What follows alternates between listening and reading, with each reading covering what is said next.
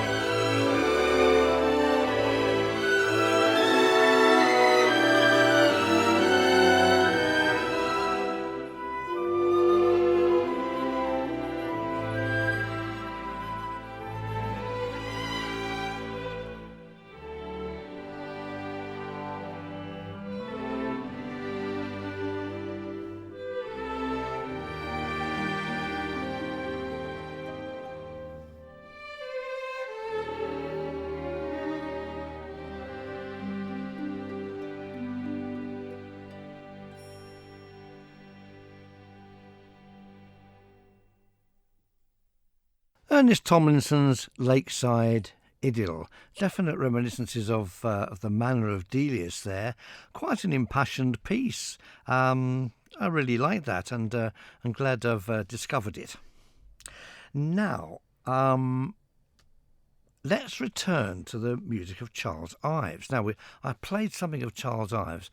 I think it was maybe last week or the week before, this crazy vocal march, the Circus Band, which I thoroughly enjoyed. I hope you did. I thought I'd play another one of his choruses now. This one is General William Booth Enters Heaven. Quite a famous piece, actually. Very difficult to describe someone like Charles Ives. I mean, he was an insurance salesman. That was his kind of day job. But as a composer, he was a visionary. His music is audacious, it's pioneering, technically extremely difficult. And it's all about American life and landscape. He uses hymn tunes, folk songs, college songs. He also writes symphonies and a lot of very fine solo piano music and solo songs as well. Now, this particular chorus is extraordinary, I think. General William Booth enters into heaven. Booth led boldly with his big bass drum. Are you washed in the blood of the Lamb? Hallelujah! Saints smiled gravely and said, He's come, he's come. Are you washed in the blood of the Lamb? And so on and so forth. At one point, Jesus came from the courthouse poor, stretched his hands above the poor, passing poor. But William Booth and his entourage saw him not. Oh dear. Anyway, I hope you enjoy it. Charles Ives, General William Booth, I should say, enters into heaven.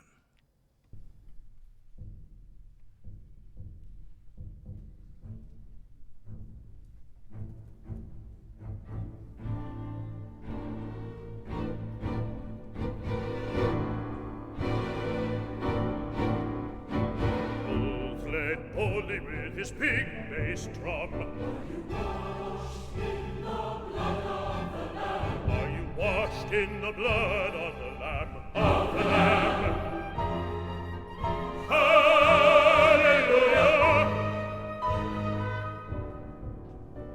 Saints smiled gravely and they said, He's come. Are you washed in the blood of the Lamb? The blood of the Lamb. Walking lepers follow rank on rank, lurching grovels from the ditches dank, drags from the alleyways, and drug fiends pale, mind still passion-ridden, soul powers frail. Further needed saints with holy breath, unwashed legions with the ways of death. Are you washed in the blood of the Lamb? Are you washed in the blood of the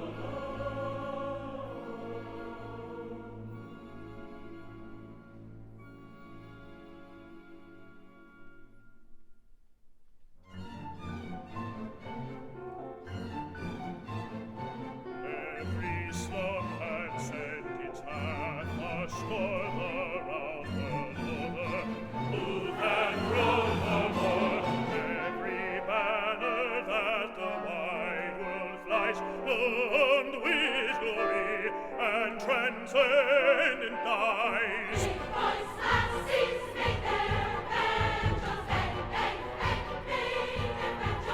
Transfanatical, they shrieked and sang, they shrieked and sang. Are you washed in the blood of the Lamb, of the Lamb? Hallelujah! Hallelujah! Hallelujah, Lord! Hallelujah, Lord! Hallelujah! It was clear to see bull-necked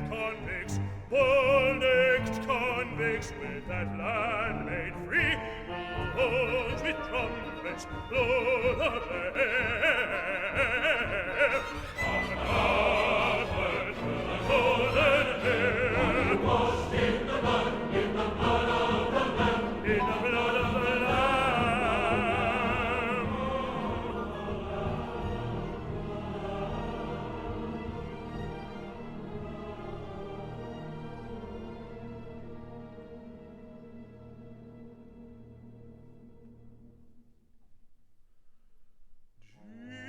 Jesus came from the courthouse door, stretched his hands above the passing poor.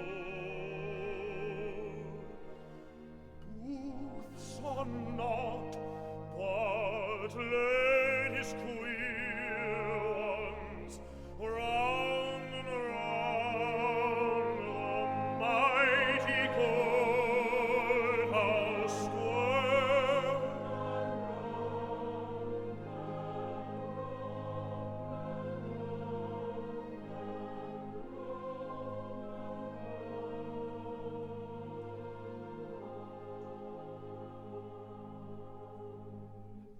Yet, in an instant, all that bleary hill marched on, marched on, marched on, marched on, marched on, marched on, marched on, spotless, clad in raiment, and filled the laborers' with the lips unfurled and the blind eyes open.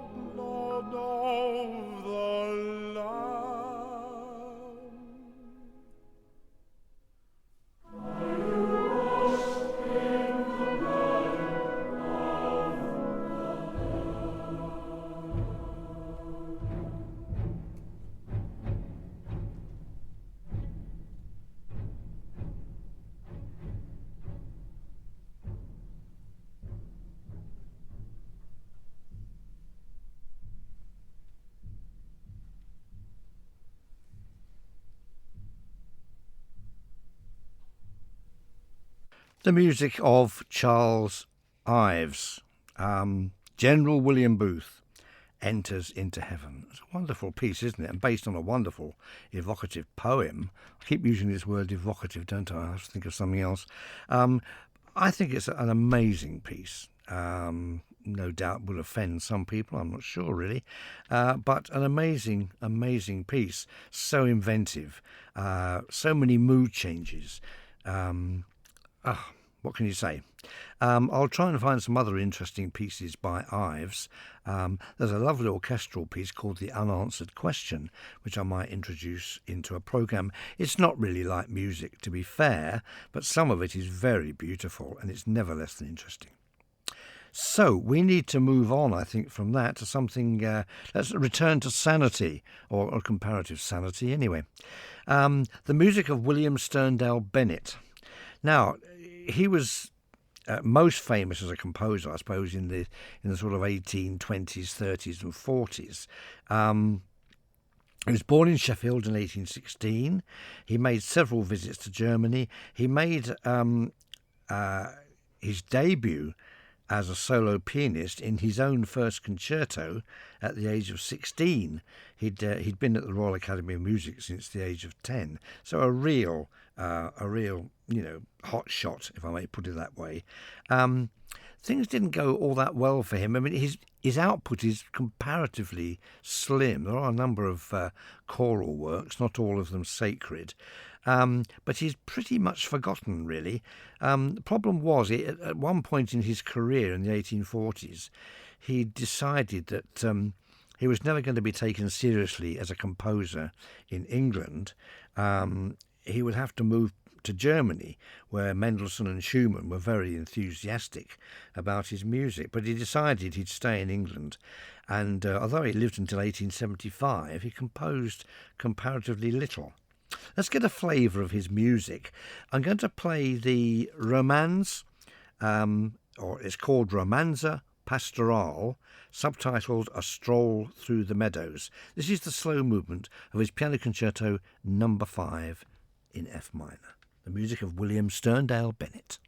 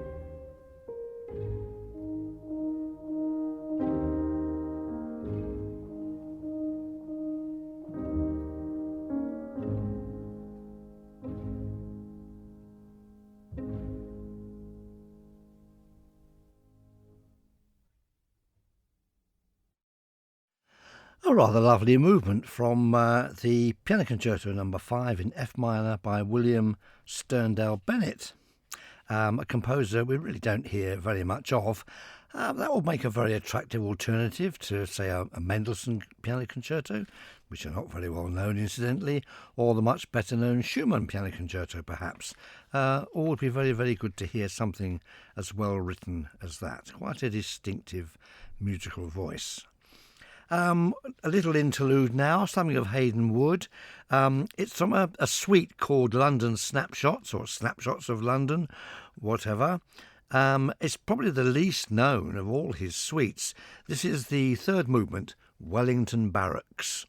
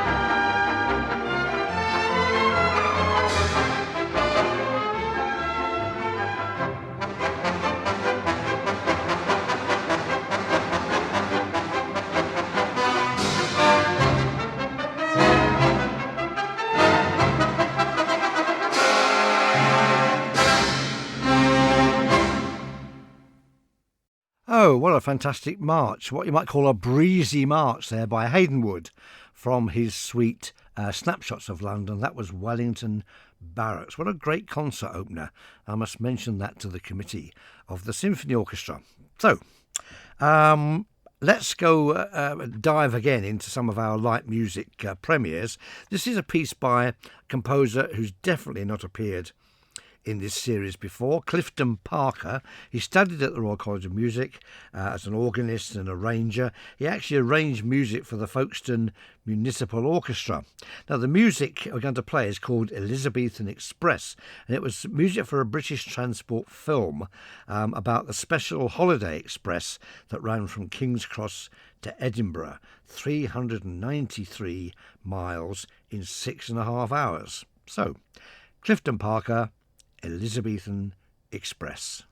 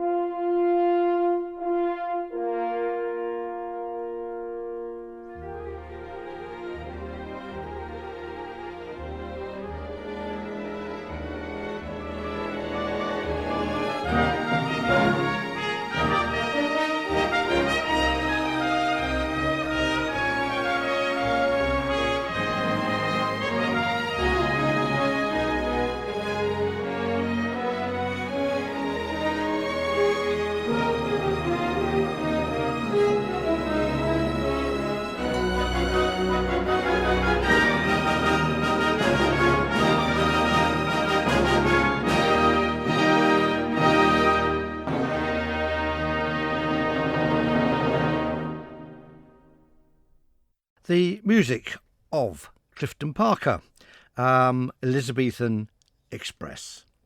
Let's return to the music of Gustav Holst that we began the programme with. Here, I think we may just about have room for two movements from his suite in E-flat, Opus 28, number 1, originally written for military band. Written in 1909, probably for the military band at Kneller Hall. It was certainly in their repertoire by the 1920s. So here we have the intermezzo, followed by the march, Gustav Holst, Suite in E-flat.